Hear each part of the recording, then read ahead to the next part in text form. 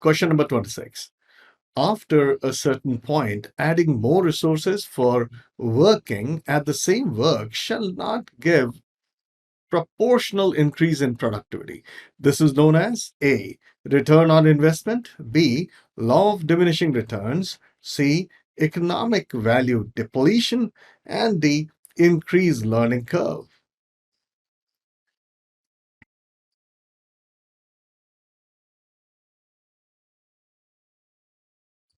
And the correct answer is the law of diminishing return. See, basically, when you apply more people to the same group of work, then the productivity per person drops.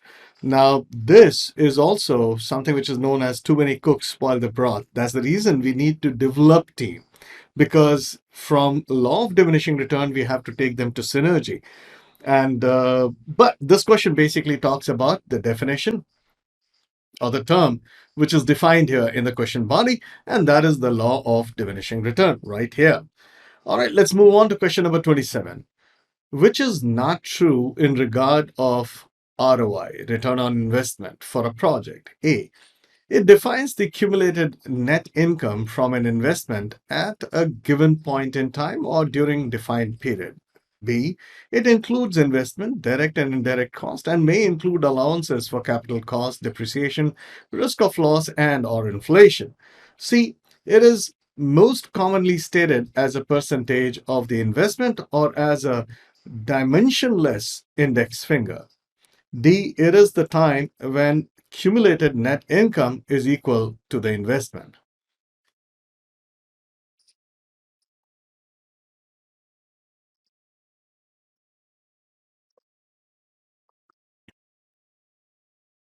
And the correct answer is D. It is the time when cumulated net income is equal to the investment.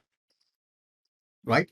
Now, what does it basically mean? Return on investment basically also takes into account the period by which you will actually start getting your money back. That's the time, that's the reason why it says it's the time when cumulated net income, like uh, as your net income kinds of adds up, right? And all the investment that you've made, your net income kind of overshadows your investment, right? So it takes time value of money into account, and also it can be shown as a percentage. Now, that is the best definition among. This is an incomplete definition, to be very honest. That's not the complete definition of ROI, but this is the closest to ROI compared to A, B, and C. All right. Let's move on to question number 28, longish question. And of course, we'll be doing it in two slides. The body is here and the options in the next slide. Let's start. To assist with the selection of supplier for a large procurement on your project, you have hired a consultant. The consultant has prepared an independent estimate to be used as a benchmark while reviewing bids on the RFP. The independent estimate is confidential and is not shared with any bidders. When these sealed bids are opened, you discover that only one supplier has submitted a quote lower than the independent estimate. All other quotes are 45% to 70% higher than the benchmark. While discussing this development with the member of the project, you learn a distant relative of the consultant owns the company with the lowest bids. What is the best course of action? A. Confirm the lowest bidder has understood the requirements and award them the contract. B. Since one of the suppliers knows more than the others, you must disclose the independent estimate to all others to be fair. C. Disqualify the lowest bidder. And D. Review the RFP specifications and requirements.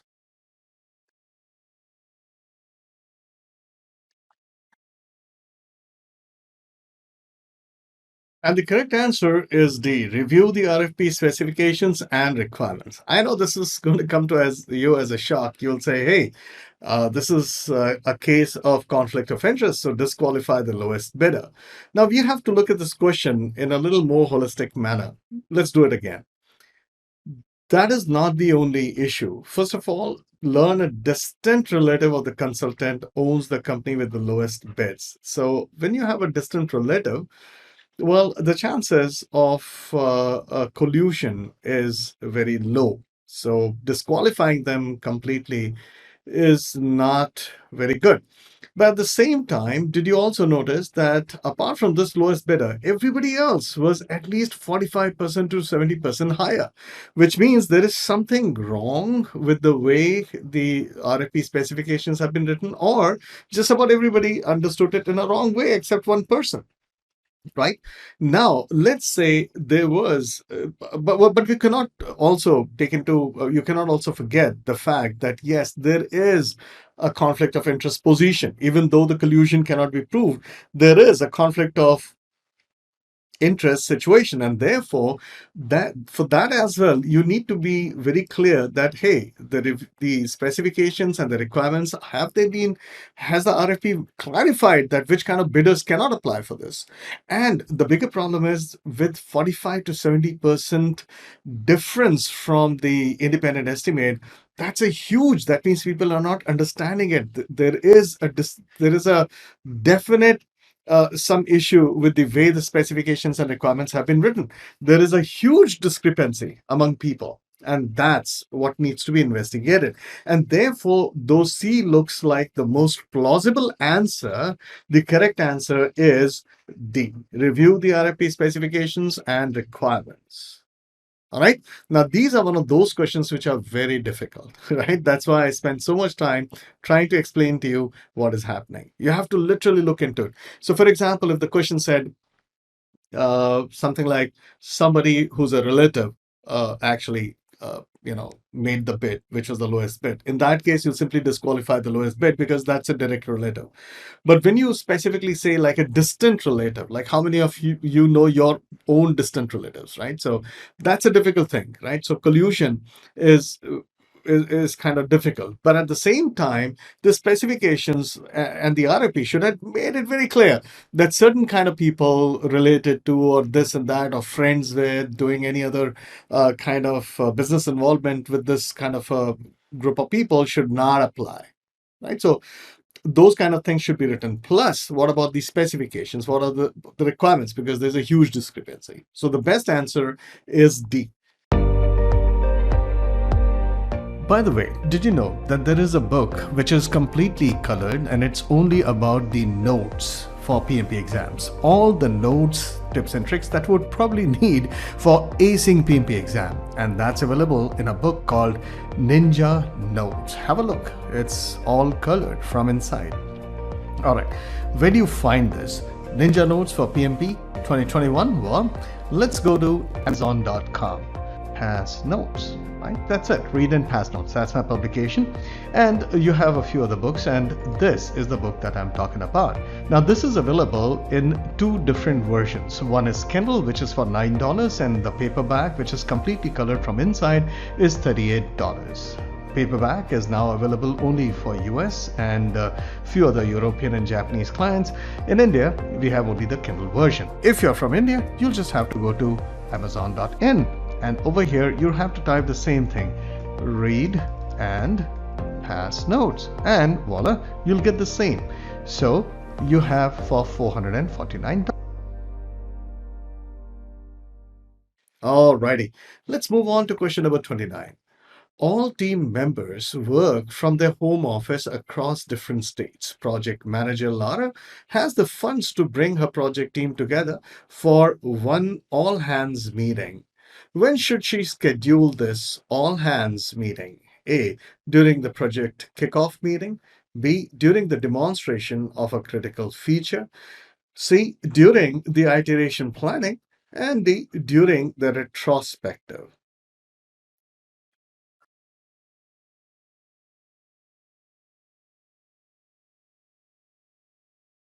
And the correct answer is during the kickoff meeting because the work would not have started till then. Kickoff meeting is an ideal time for people to get together, especially if they're in virtual team and if you have to actually do one meeting to face-to-face meeting, in presence meeting, then the best is kickoff because the work has not started. Once the work starts, people would have already created ideas about other people, the way they work, and things like that. And yes, even after that, having a meeting face to face would solve certain problem.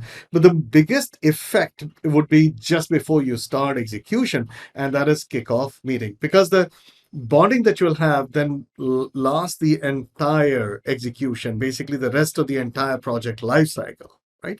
Instead of doing it somewhere in between. True?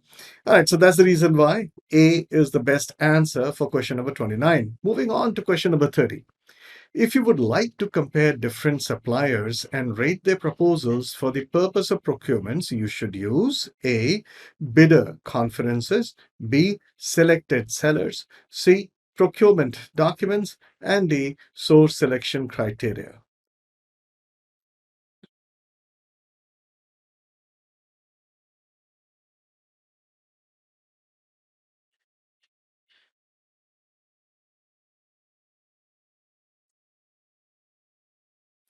And the correct answer is the source selection criteria. So here's the thing, if you would like to compare different suppliers and rate their proposals for the purpose of procurement, of course, you would use, that's the whole purpose of source selection criteria, bidder conferences, to make sure that every one of the bidders are on the same page. If they have any questions, they can get their answers.